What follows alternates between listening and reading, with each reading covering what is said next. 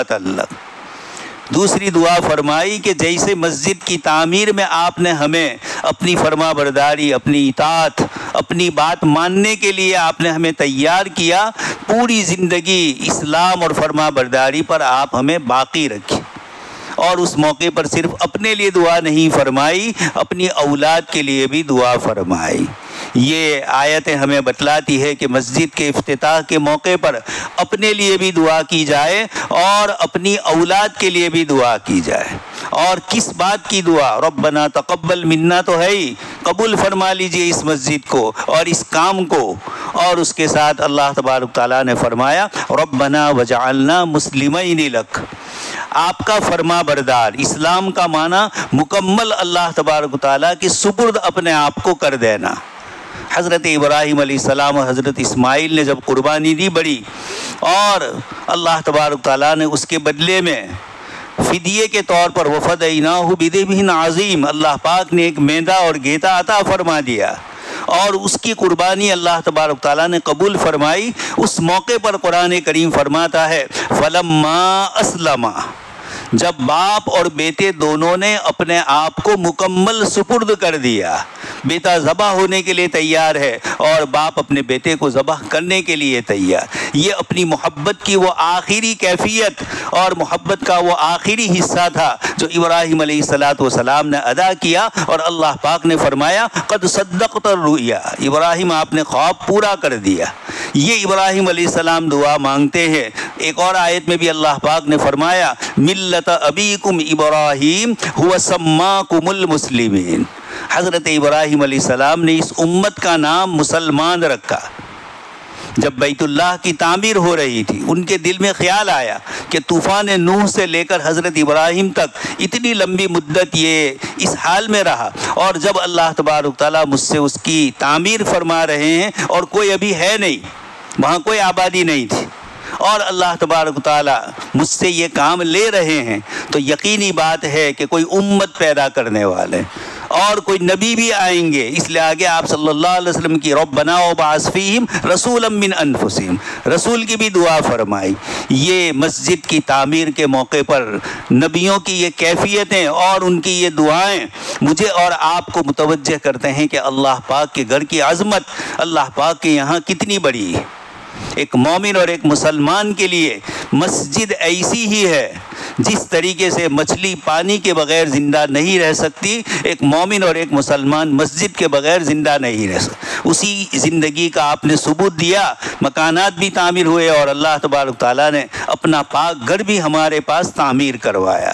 یہ اللہ تبارک تعالیٰ کا فضل اور احسان۔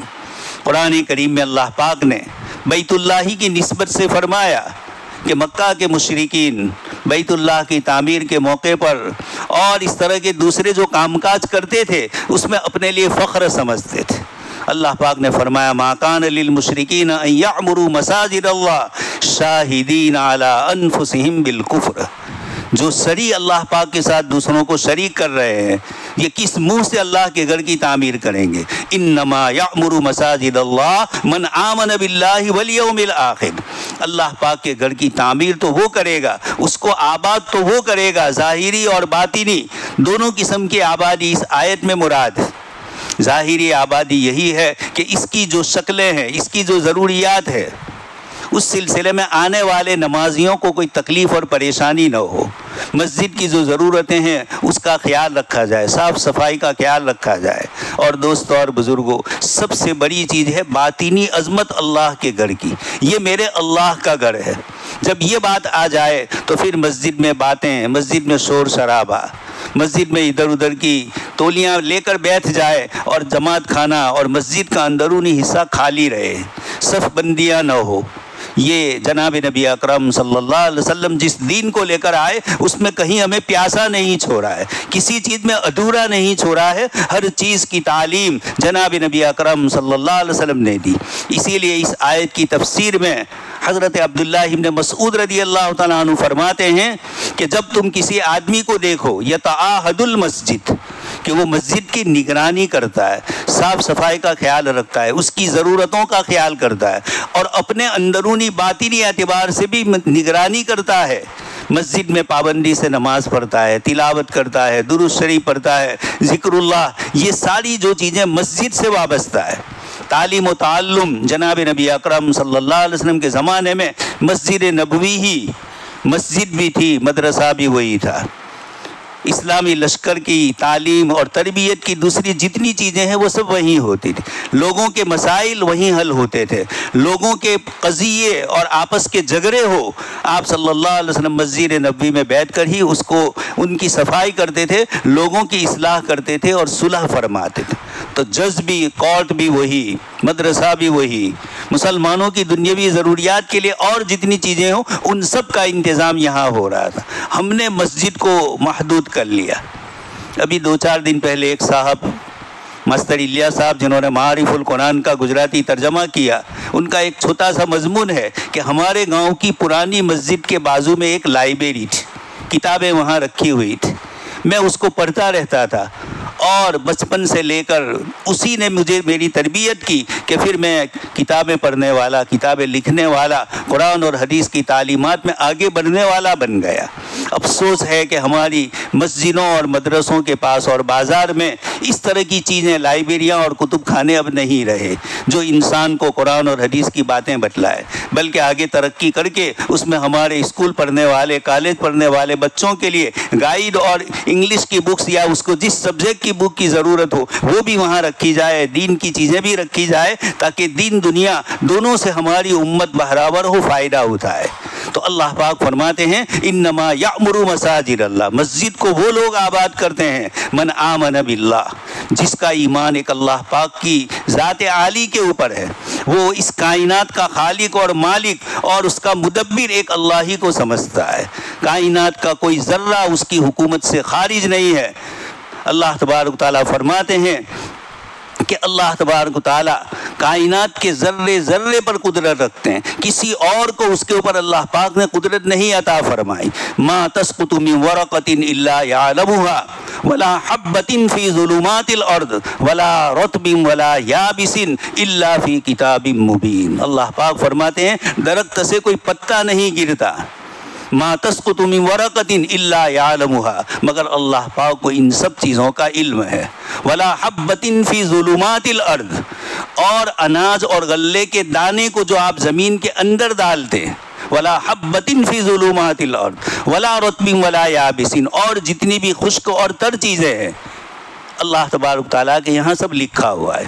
مفسرین فرماتے ہیں کہ ہم گیہوں اور جواری کا دانہ نیچے ڈالتے ہیں زمین کے اندر اگاتے وقت، تو جو ہمارا ملازم یا کام کرنے والا ہوتا ہے وہ کیف متفق، جیسے ہاتھ میں آیا ڈالتا جاتا ہے، یا چھوٹی سی چیز ڈالی اور اس کے اندر سے چلتا جا رہا ہے۔ یہ دانہ اوپر والے حصے کا ہے، نیچے والے کا حصہ ہے۔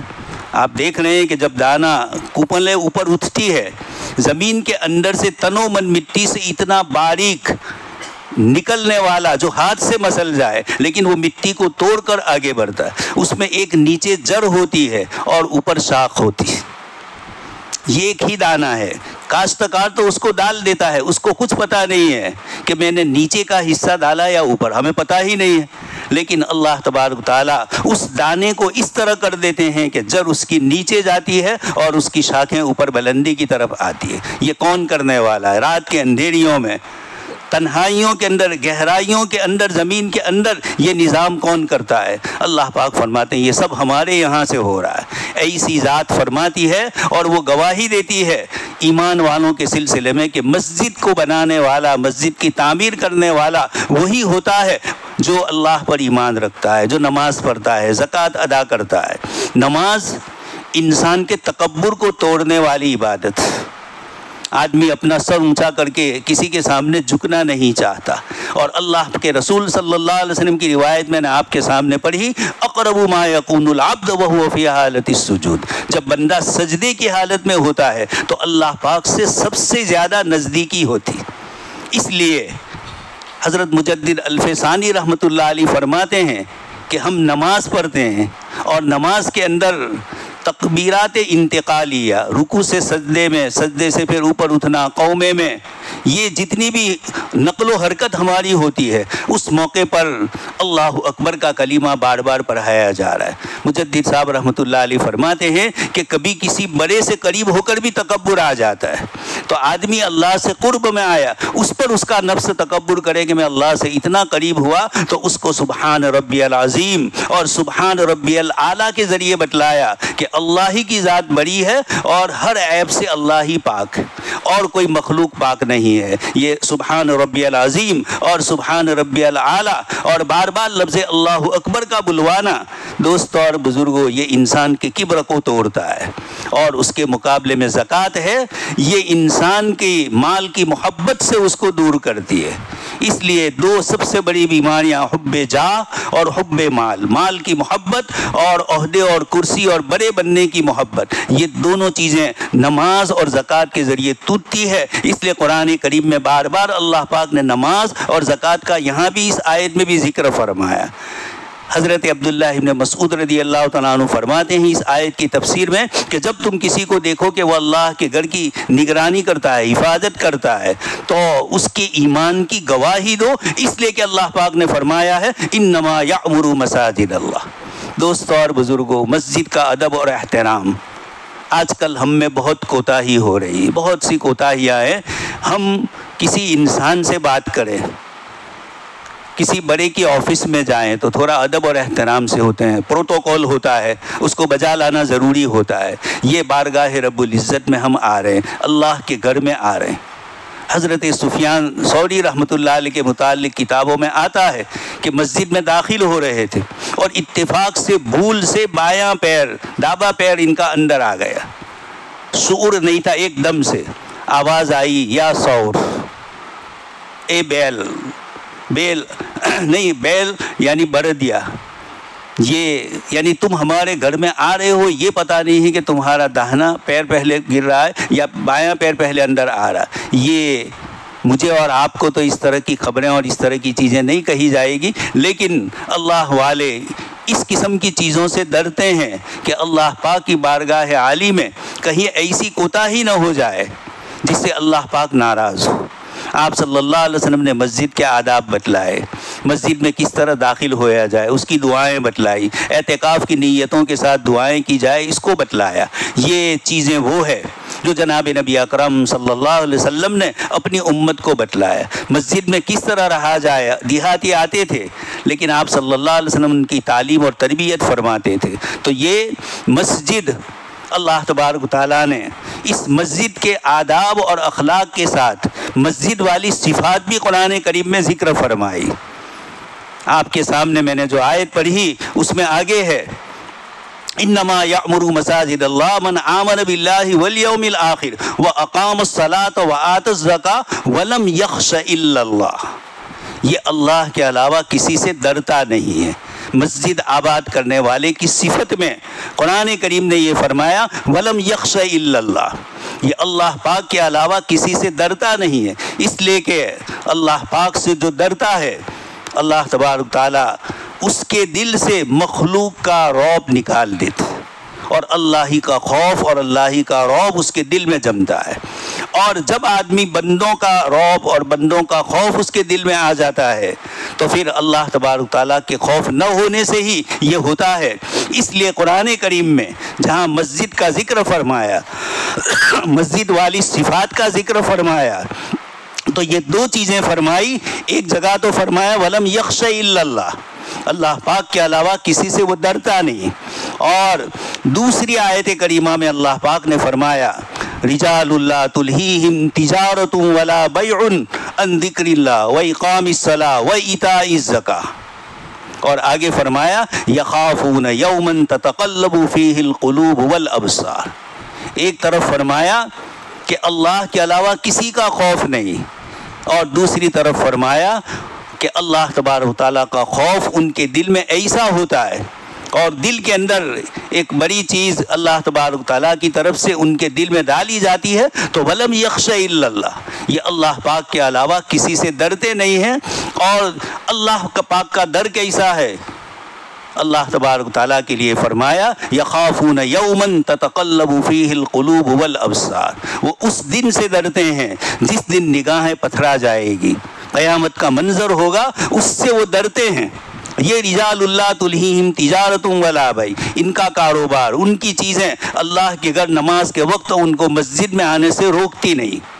یہ بہت بڑی چیز ہے، مسجد کا کھوتا بن جانا، مسجد میں نمازوں کی پابندی کرنا، تلاوت، ذکر اللہ پاک کے سامنے تھوڑی دیر کے لیے۔ آج کی دنیا ہر انسان پریشان، اور اللہ پاک چیلنج فرماتے ہیں الا بذکر اللہ تطمئن القلوب، یاد رکھو اللہ کے ذکر سے ہی دلوں کو چین اور سکون ملنے والا۔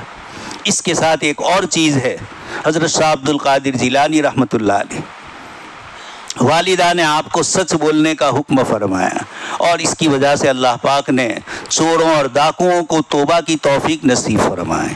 لیکن دوسری ایک چیز تھی، حلال کمائی۔ آپ کے والد محترم نے ایک سیب کھا لیا تھا اور اس کے مالک تک پہنچے، اور وہ بھی بھوک کی حالت میں۔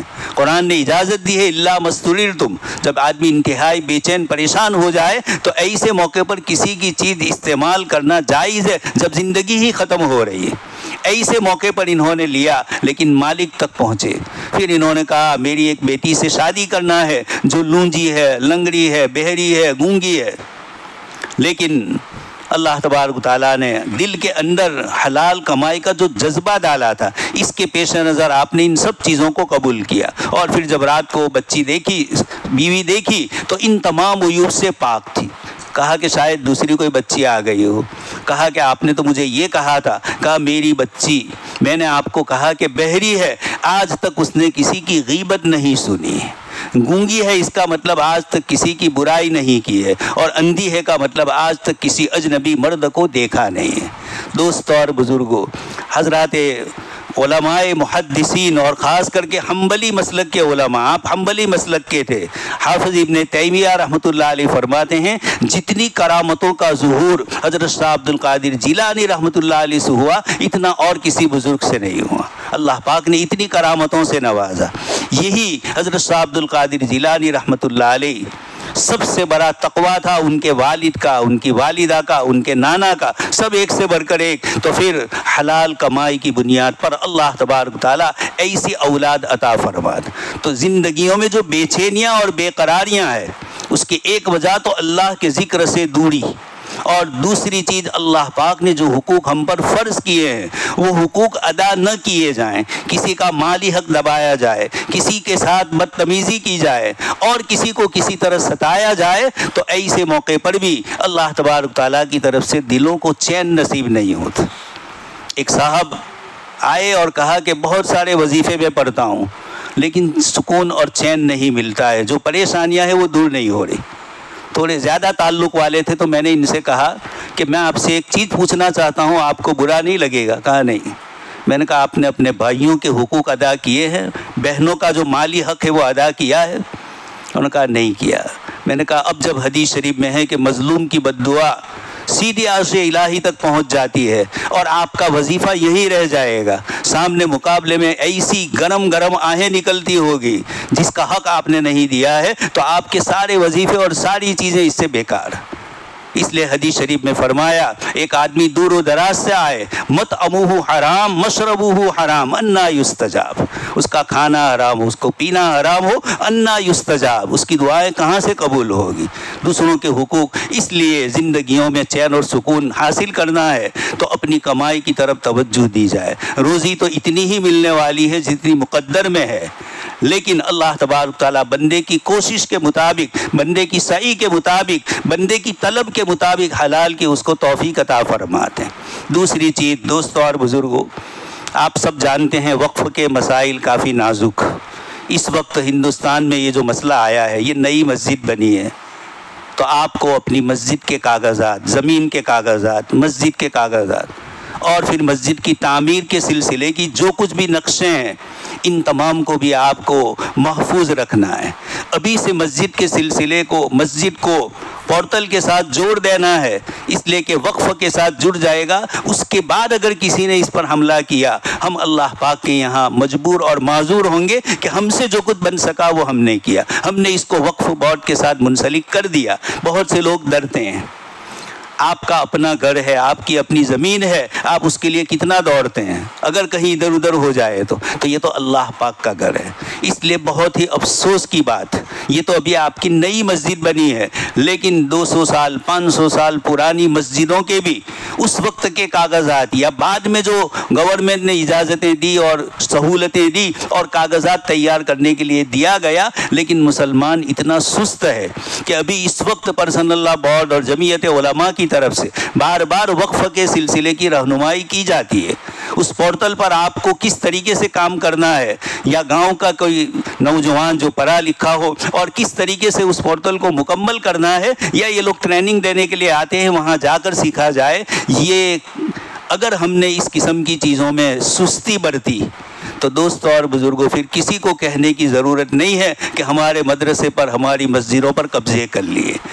دنیا کا جو اصول اور قانون ہے، دنیا کے قانون دنیا کے اصول سے ہی چلتے ہیں، یہاں کے قانون سے ہی یہ چیزیں چلتی ہے. آپ کتنی ہی اپنی طرف سے یہ کہو کہ یہ مسجد ہم نے بنائی، وہ سب دیکھ رہے ہیں.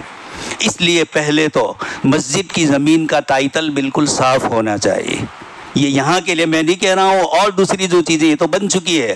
ٹائٹل بالکل سب سے پہلے صاف، کوئی غیر قانونی زمین نہ ہو، کوئی خرابے کی زمین نہ ہو، کوئی کامن پلاٹ نہ ہو.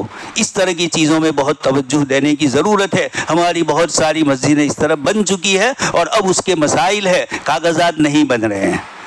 تو یہ اللہ تبارک تعالیٰ نے ہمیں موقع عنایت فرمایا. ابھی نئی مسجد ہے، آپ اس کے کاغذات وغیرہ کی ساری کارروائیاں کر سکتے ہیں، اور یہ چیز بہت اہتمام والی.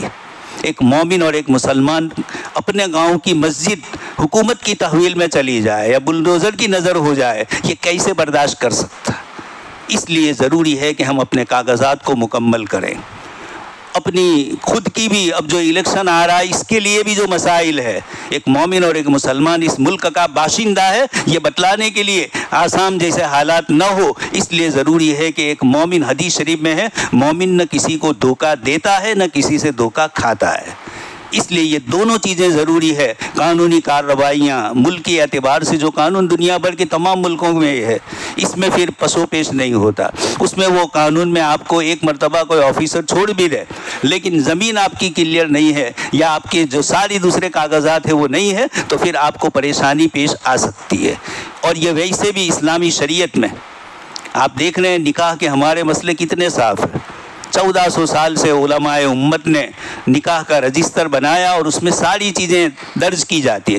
کسی مذہب میں اور کسی ملت میں اس طرح کی چیزیں نہیں تھی. یہ سب تو ابھی ہوا رجسٹریشن کا. ہمارا رجسٹریشن تو اتنا پرانا، اور اس ترتیب سے ہم لوگوں نے، ہمارے بزرگوں نے رکھا تھا، اور اس طرح سے اس کے قانون کی رعایت کی تھی کہ حکومت کے لوگ دیکھتے ہیں تو خود کہتے ہیں کہ اتنا تو ہمارے پاس نہیں ہے. مہر کتنی ہے، دلہا کون، دلہن کون، کتنی عمر، یہ ساری چیزیں جو ذکر کی جاتی ہے، اس کے پیچھے مقصد یہی ہے کہ ہم اپنی وقف کی چیزوں کی حفاظت کریں، ہم اپنی مسجدوں کی حفاظت کریں. اور بڑی چیز یہ ہے، ہمارے یہاں ایک اور جو خرابی ہے، مسجد کے استنجا خانے، اس میں پچکاریاں ماری جاتی ہیں، مسجد کو خراب اور گندا کیا جاتا ہے. آپ اپنے گھر کو، اپنے آفس کو اس طرح دیکھنا چاہ رہے ہیں؟ باہر سے لوگ آئے مسجد میں دیکھیں. غیر مسلم دنیا میں یہ بتلایا جاتا ہے کہ کسی قوم کو دیکھنا ہو تو ان کے گھر کے بیڈ روم کو یا گھر کے سٹنگ روم کو نہیں دیکھنا، استنجا خانے کو دیکھنا کہ ان کا استنجا خانہ کیسا ہے. اس لیے بہت سے انگریز اور بہت سارے پڑھے لکھے لوگ مدرسوں میں بھی آتے ہیں، سب سے پہلے کہتے ہیں ہمیں استنجا خانہ دیکھنا. یہ اسی لیے کہ قوم کس حال میں ہے، اس کی سوچ کس قسم کی ہے. تو یہ انتہائی گندی بات ہے. دوسری بات یہ ہے، ہم لوگ اپنے گاؤں میں اور اپنے گھروں میں رہتے ہیں. مسجد میں استنجا خانے کا تصور جو ہے وہ مسافروں کے لیے، باہر سے آنے والے کے لیے. اس لیے اس کا بھی لحاظ کیا جائے کہ کم سے کم مسجد کے استنجا خانوں کو ہم قریب والے استعمال کریں. اتفاق ہو جائے، قضاء حاجت ہے، تکلیف ہے، وہ اس سے انکار نہیں ہے، لیکن اس کی عادت نہ ڈال دی جائے کہ بس مسجد ہی میں جانا ہے، مسجد ہی کے غسل خانوں کو استعمال کرنا ہے. یہ رات دن کی وہ چیزیں ہیں جو ہمارے سامنے آتی ہے. اور بھی بہت سی چیزیں ہیں. پہلے زمانے میں بیڑیاں تھیں، ابھی بھی وہ چیزیں بھی ڈالی جاتی ہے. پھر یہ کہ کوئی چیز لی اور اس کو اندر ڈال دیا. اب جب گٹر بند ہو جاتی ہے، پانی رک جاتا ہے، یہ سب کیا ہوتا ہے؟ مسجدوں میں، استنجا خانوں میں کوئی بھی چیز ڈال دیا آپ نے. یہ سب وہ اصول اور آداب ہے جو اسلام میں تحسینیات کہے جاتے ہیں. اسلام کے حسن میں سے من حسن اسلام المرء ترکہ ما لا یعنی، ایک آدمی کے اسلام کی خوبیوں میں سے ہے کہ وہ ایسی چیز کو چھوڑ دے جس سے اس کا کوئی تعلق نہ ہو. ما لا یعنی، دین دنیا کا کوئی فائدہ جس سے نہ ہو. آپ نے نیچے اندر ڈال دیا اور اب اس کے بعد ہریجن کو بلانا پڑے، صاف صفائی کروانی پڑے، مسجد میں گندگی بدبو آ رہی ہے وہاں سے. یہ ساری چیزیں مسجد کو خوشبوؤں سے آباد کرو. حضرت مفتی شفیع صاحب رحمۃ اللہ علیہ کا پورا رسالہ ہے آداب مسجد. گجراتی میں حضرت مفتی احمد بیمات صاحب ہمارے استاد محترم، ان کا گجراتی میں مسجد نا ادب ہو اور مسجد کے سلسلے کے مسائل بھی لکھے ہیں. تو یہ اس دین اور شریعت نے کسی معاملے میں ہمیں کہیں بھی بے ہاتھ نہیں چھوڑا ہے. شریعت نے ہر موقع پر ہماری رہنمائی فرمائی ہے. اللہ تبارک تعالیٰ سے دعا ہے کہ اللہ تبارک تعالیٰ کہیں سنی باتوں پر ہم سب کو عمل کرنے کی توفیق نصیب فرمائے. مسجد کا ادب اور احترام ہمارے دل میں رہے. اللہ تبارک تعالیٰ اس کی توفیق نصیب فرمائے. جن حضرات نے اس میں جس طرح کی بھی محنت کی ہے، اللہ پاک علام الغیوب ہے، وہ ان سب کی محنتیں، ان کی نیتیں، ان کے ارادوں کے مطابق، اپنی شان کے مطابق ان کو بہترین بدلہ عطا فرمائے. میں نے جو روایت بھی پڑھی تھی اس میں یہی تھا کہ ایک آدمی نے اللہ کے لیے مسجد بنائی، اللہ تبارک تعالیٰ اپنی شان کے مطابق اس کے لیے وہاں جنت میں گھر بنائیں. اور یہ اللہ تبارک تعالیٰ کے بندے مسجد میں سجدہ کرے. ہماری زمین سے یا ہماری محنت سے، ہمارے روپیے سے ایک چیز بنی اور شاندار بنی کہ لوگوں کو مسجد میں آنے کا شوق پیدا ہو، یہ اس سے بڑھ کر اور کیا انسان کے لیے سعادت مندی ہوگی، کامیابی ہوگی. اللہ پاک نے اسی لیے فرمایا اولئک هم المہتدون فعسیٰ ان یکونوا من المہتدین. یہ ایمان والے جو اللہ کی راہ میں مسجد میں خرچ کرتے ہیں، آگے فرمایا اللہ پاک ان کو ہدایت والا بنائیں گے. تو اللہ پاک ہم سب کی دعاؤں کو قبول فرمائے. آمین. وآخر دعوانا ان الحمد.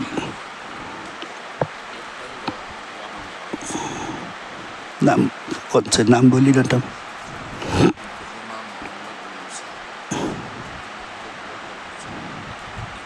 سہیل یوسف.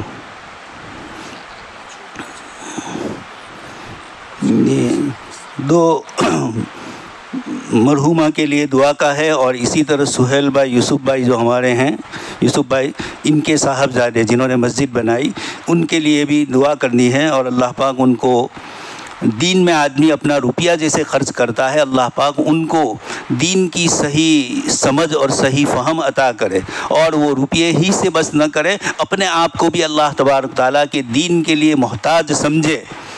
یہ اللہ پاک کی توفیق ہے. عربی میں، فارسی میں مثل مشہور ہے، منت منہ کے خدمت سلطان می کنی، منت ازو شناس کہ او بخدمت بے گزاشت. فرماتے ہیں کہ اللہ پاک نے کوئی اچھا کام آپ سے لیا ہو تو منت منہ کیا خدمت سلطان می کنی، کہ مسجد بنانے کے لیے، مسجد کی تعمیر کے لیے، مسجد کی ذمہ داریوں کے لیے یا اور دوسرے جو دینی کام ہے، اللہ پاک نے مجھے اس کی توفیق دی. منت ازو شناس، اس سے منت، اللہ پاک کا احسان ہے کہ او بخدمت بے گزار، ورنہ وہ ابابیل سے کام لیتا ہے. بڑے بڑے اونٹ 200 لے لیے ابو طالب کے، جناب عبد المطلب کے، اور انہوں نے یہ کہہ دیا ان للبیت ربا. جب ابرہا نے کہا میرے سامنے تم مسجد کی، یہ تمہارے 200 اونٹ کی تو بات کرتے ہو لیکن بیت اللہ کی تو بات ہی نہیں کر رہے ہو، تو اس کے جواب میں جناب عبد المطلب نے یہی فرمایا کہ میں ان اونٹوں کا مالک ہوں، مجھے اپنے اونٹوں کی فکر ہے، اور ان للبیت ربا، اس گھر کا ایک رب ہے، وہ اس کی سیحمیہ، وہ اس کی حفاظت کرے گا. اس لیے اللہ پاک ہم سب کو توفیق عطا فرمائے. ہمارے جتنے بیمار ہیں اللہ پاک ان سب کو شفائے کاملہ عاجلہ مستمرہ عطا فرمائے. امت کو مسجد کی طرف متوجہ فرمائے، مسجد کے آداب بجا لانے کی اللہ پاک توفیق نصیب فرمائے. آمین. وآخر دعوانا ان الحمد للہ.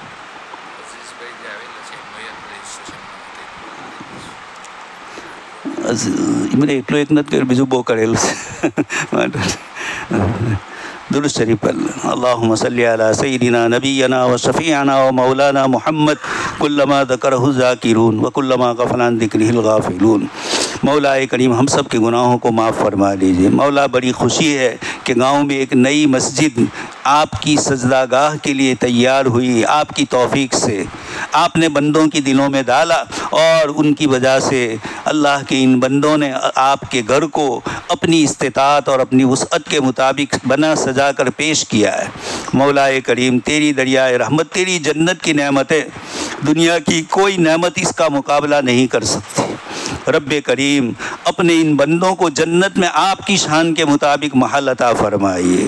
رب کریم آپ نے عام مومنین کے جنت کے محل کا جو ذکر فرمایا ہے، جنت کی نعمتوں کا بار بار اپنے پاک کلام میں آپ نے ذکر فرمایا، اے رب کریم ہم سب کو دین کا کام ایسا کرنے کی توفیق نصیب فرمائیے کہ ہم آپ کی جنت کے مستحق بن جائے۔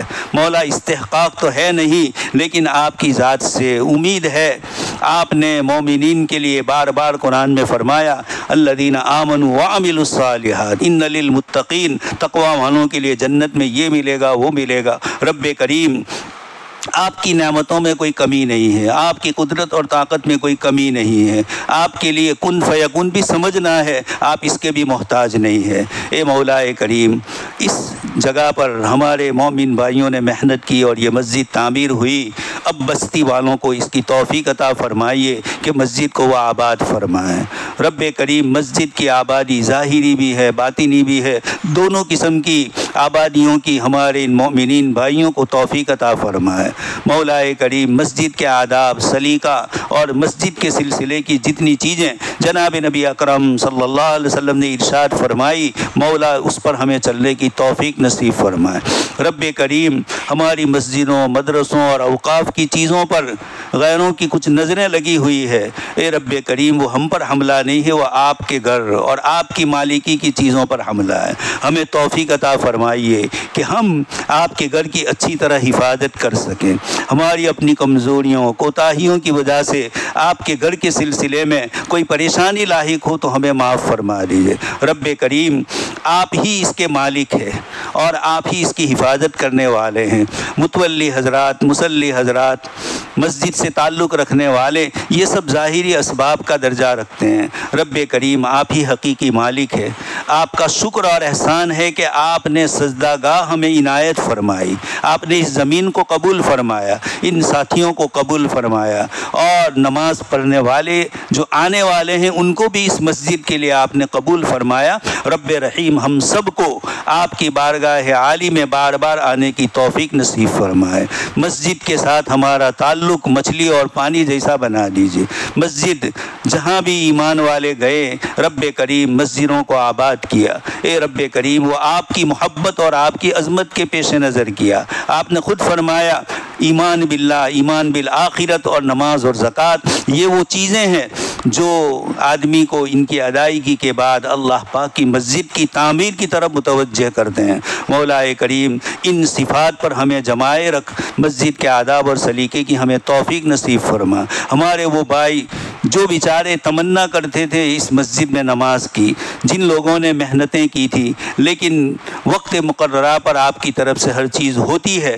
آپ لوگوں کے دلوں کی نیتوں کو جانتے ہیں، آپ دلوں کے اسرار کو جانتے ہیں، دلوں کی تمناؤں کو آپ جانتے ہیں، کتنے حضرات نے تمنائیں کی ہوگی۔ رب کریم ان سب کی دعاؤں کو قبول فرما لے، ان کی تمناؤں کا بہترین بدلہ آپ کی طرف سے عطا فرمائے۔ مولا کریم ہم سب کے گناہوں کو معاف فرما دیجیے۔ مسجد کے سلسلے میں ہونے والی کوتاہیوں سے ہماری درگزر فرما کر ہماری مغفرت فرما دیجیے۔ مولا مسجد میں جھاڑو دینے والا جناب نبی اکرم صلی اللہ علیہ وسلم اس کی عیادت کے لیے جا رہے ہیں۔ اللہ کے رسول پہچانتے ہیں دین کی خدمت کرنے والے محنت کرنے والوں کا کیا مقام ہوتا ہے۔ مولا آپ نے مؤذن کے لیے فضیلت بتلائی آپ کے حبیب پاک صلی اللہ علیہ وسلم کے ذریعے۔ آپ نے اعلان فرمایا وَمَنْ أَحْسَنُ قَوْلًا مِّمَّنْ دَعَا إِلَى اللَّهِ، اللہ کی طرف مؤذن دین میں 5 وقت ہم تو سوئے ہوئے ہوتے ہیں، ہم تو ادھر ادھر ہوتے ہیں، لیکن مؤذن یہ اس کا کام ہوتا ہے 5 وقت کی پابندی کرنا۔ رب کریم آپ کے حبیب پاک صلی اللہ علیہ وسلم نے فرمایا اطول اعناقاً، سب سے لمبی گردن جنت میں اس مؤذن کی ہوگی جن کی ہم نے قدر نہیں کی۔ مولا ہمیں اپنے اماموں کی اور مؤذنین کی اور مسجد کے خادموں کی قدر کرنے کی توفیق نصیب فرما۔ مولا یہ سب سے بڑا آپ کا احسان ہے کہ آپ کے کچھ بندے اس کے لیے وقف ہو گئے، کچھ بندوں کو آپ نے اس میں لگا لیا اور وہ مسجد کی عظمت اور اس کی پاسداری کا لحاظ کرتے ہیں۔ جو لوگ مساجد کے ساتھ وابستہ ہے، مسجد کی زمینوں، مسجدوں کے کھیت اور مسجد کی دوسری چیزوں کی حفاظت کے لیے ادھر ادھر دوڑ دھوپ کرتے ہیں، مولا آپ خوب جانتے ہیں۔ ان سب کو، تمام مساجد کے اس قسم کے ہمارے ذمہ دار حضرات کی ان خدمات کو آپ قبول فرمائے۔ اور مولا کریم ہم بڑے کمزور ہیں، رب کریم ہم میں بہت سارے بیمار ہیں، ہم میں بہت سارے کہیں نہ کہیں کسی الجھن میں گرفتار ہے، ہم میں سے بہت سارے بیچارے کچھ مقروض بھی ہے۔ رب کریم ان تمام چیزوں کی دور کرنے کی طاقت صرف اور صرف آپ کی ذات عالی میں ہے۔ حضرت ابراہیم علیہ السلام نے فرمایا وَإِذَا مَرِضْتُ فَهُوَ يَشْفِينِ، میں بیمار ہوتا ہوں اللہ پاک ہی مجھے شفا دیتے ہیں۔ اے مولا کریم ہمارے بیماروں کو شفا عطا فرمائے، مقروضین کے قرض کی ادائیگی کی غیب سے شکلیں صورتیں پیدا فرمائے، بیچارے بے قصور جو جیلوں میں ہے، دین اور اسلام کی نسبت سے جن کو کسی طرح سے گرفتار کر لیا گیا ہے، جن کے ساتھ ظلم اور زیادتی ہو رہی ہے، اے رب کریم آپ نے فرمایا وَلَا تَحْسَبَنَّ اللَّهَ غَافِلًا عَمَّا يَعْمَلُ الظَّالِمُونَ، جتنے بھی ظالم دنیا بھر میں ہے اے مولا کریم آپ کی پکڑ کے ماتحت ہے۔ اے رب کریم ہمیں ظلم سے ہماری حفاظت فرما۔ اللہم انا نسألک من خیر ما سألک منہ نبیک و حبیبک محمد صلی اللہ علیہ وسلم ونعوذ بک من شر ما استعاذک منہ نبیک و حبیبک محمد صلی اللہ علیہ وسلم۔ انت المستعان علیک البلاغ لا حول ولا قوة سبحان ربک رب العزة عما یصفون وسلام علی المرسلین والحمد للہ۔